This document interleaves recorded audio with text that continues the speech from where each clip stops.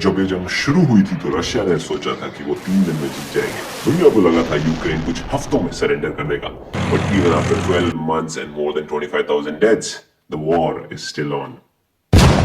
Gunfire and explosions have been heard here and in the second city of Kharkiv shortly after the Russian President Vladimir Putin announced the move in an unscheduled TV address. He said, Мною принято решение о проведении специальной военной операции. इस video की शुरुआत हम ये discuss करके कर सकते हैं कि क्रिमिया पेनिनसुला जो इस वॉर की एक मेन कड़ी है, वो एक्चुअली 1971 में रशिया ने खुद यूक्रेन को एज अ गिफ्ट दिया था, या फिर उस कॉन्स्पिरेसी थ्योरी से जिसके बिलीवर ये मानते हैं कि रशिया ने अटैक का डेट 16 फरवरी डिसाइड किया था, बट क्योंकि उस टाइम पे चाइना में बीजिंग ओलंपिक्स चल रहे थे जो 20 फरवरी को खत्म होने वाले थे, इसलिए चाइना के कहने पे रशिया ने अटैक को पोस्टपोन किया था। या फिर 1994 के बुडापेस्ट अग्रीमेंट के फैक्ट्स डिस्कस करके कर सकते हैं। 1994 में यूक्रेन के पास दुनिया के 3rd highest number of nuclear weapons थे, जो उन्होंने खुद वर्ल्ड पीस के नाम पे या फिर एक अच्छा एग्जाम्पल सेट करने के लिए गिव अप कर दिए थे। ये गिव अप करने के लिए उन्हें यूएस, यूके एंड रशिया ने मनाया था, और इस अग्रीमेंट में उन्होंने न्यूक्लियर वेपन्स डिस्ट्रॉय करने के बदले ये वादा किया था कि यूएस, यूके और रशिया फ्यूचर में कभी भी यूक्रेन के पे कोई अटैक नहीं करेंगे और in case of any other attack उसे डिफेंड करेंगे। बट आयरनी ये है कि आज की वॉर के 2 मेन प्लेयर्स यूएस और रशिया ही हैं। लेकिन हम शुरुआत करेंगे 17th सेंचुरी से, बिकॉज वॉर को पूरी तरह से समझने के लिए हिस्ट्री को थोड़ा बहुत जानना जरूरी है।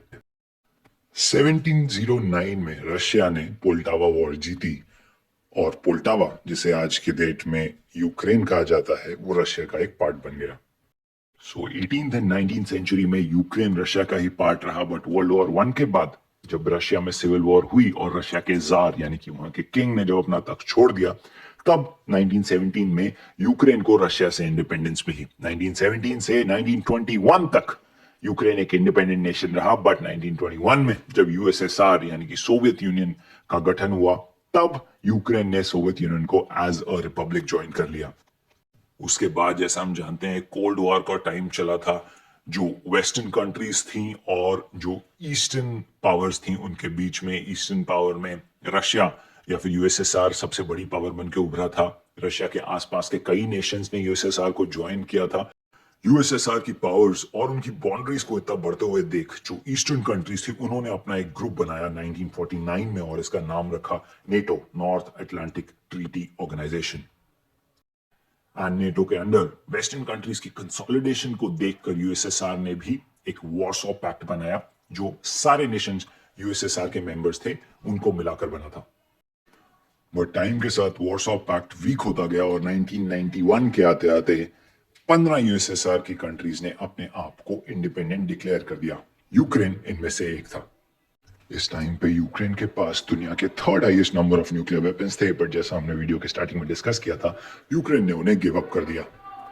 यूक्रेन, बेलारूस और जॉर्जिया के अलावा बाकी जितने भी नेशंस यूएसएसआर से अलग हुए थे, उन्होंने धीरे धीरे करके नाटो को ज्वाइन करना चालू कर दिया, और नाटो की जो बाउंड्रीज थी वो रशिया के और ज्यादा क्लोज आती गई। बचे हुए 3 कंट्रीज में से 2 यानी यूक्रेन और जॉर्जिया भी नाटो को ज्वाइन करना चाहती थी। 1994 में यूक्रेन ने नाटो को एज अ पार्टनर ज्वाइन किया, हाउएवर वो अभी तक नाटो का मेंबर नहीं बना था। एंड 2014 में it was decided that Ukraine finally NATO का एक पार्टनर बन जाएगा। But in a major change of event, Ukraine ने अपने टॉक्स नाटो के साथ सस्पेंड किए और रशिया के साथ अपने टाइज को स्ट्रॉन्ग कर लिया। यूक्रेन के प्रेसिडेंट का यह सडन यू टर्न डिसीजन वहां के लोगों को बिल्कुल अच्छा नहीं लगा। उसके अगेंस्ट कई प्रोटेस्ट हुए, कई लोग मरे भी, एंड उसके प्रेसिडेंट को यूक्रेन छोड़ के रशिया भागना पड़ा। प्रेसिडेंट के रशिया भाग जाने के बाद यूक्रेन में उस वक्त कोई सरकार नहीं थी। इस चीज का फायदा उठा के रशिया ने क्रिमिया पे हमला कर दिया और क्रिमिया को यूक्रेन से अलग कर दिया। इस इवेंट में 14,000 से ज्यादा लोग मरे, 20 लाख से ज्यादा लोग डिस्प्लेस हुए, बट दुनिया को ऐसे लगा कि शायद ये यूक्रेन और रशिया की वॉर का अंत है। However that was not the truth. नवंबर 2021 में यह खबरें आनी शुरू हो गई थी कि रशिया अपनी आर्मी यूक्रेन बॉर्डर पे बहुत ज्यादा इंक्रीज कर रहा है। जनवरी 2022 तक ये कंफर्म हो गया कि लगभग 1 लाख से ज्यादा रशियन आर्म्ड फोर्सेस जो हैं वो यूक्रेन बॉर्डर पे तैनात हैं। इन सब न्यूज के बावजूद रशिया केप्ट डिनाइंग कि उनका यूक्रेन को इन्वेड करने का कोई भी प्लान नहीं है। बट बाय फरवरी 2022 उन्होंने अपनी कुछ डिमांड दुनिया के सामने रखी। उनकी डिमांड थी कि नेटो जो है वो अपने ट्रूप्स को जो पिछली नेटो की बाउंड्रीज हैं वहां तक लेके जाएगा और रशिया के आसपास की जो कंट्रीज है वहां से अपने वेपन्स उठा देगा। हाउएवर नेटो ने इसे एक्सेप्ट नहीं किया, बल्कि इसके ऑपोजिट रशिया के आसपास के नेटो के मेंबर नेशंस में अपनी फोर्सेस को इंक्रीज कर दिया। रशिया ने नेटो की this increase in military in its bordering Nations को एक एक्ट ऑफ अग्रेशन कहा और उसके जवाब में यूक्रेन पे हमला कर दिया। वैसे एक्ट ऑफ अग्रेशन नेटो या यूएस ने किया, बट जवाब में हमला यूक्रेन पे हुआ। इस बात का कुछ ज्यादा लॉजिक तो नहीं बनता है, बट कुछ ऐसा ही हुआ है। इस वीडियो में हमने सिर्फ इस वॉर के बैकग्राउंड को डिस्कस किया है। अगले वीडियो में हम वो सब इवेंट्स को डिस्कस करेंगे जो पिछले 1 साल में हुए हैं। अगर ये वीडियो आपको अच्छा लगा और अगला वीडियो यानी कि यूक्रेन वॉर की और डिटेल्स जानने के लिए आप उत्सुक हैं, तो इस चैनल पे जाके सब्सक्राइब बटन को क्लिक करके चैनल को सब्सक्राइब कर लीजिए।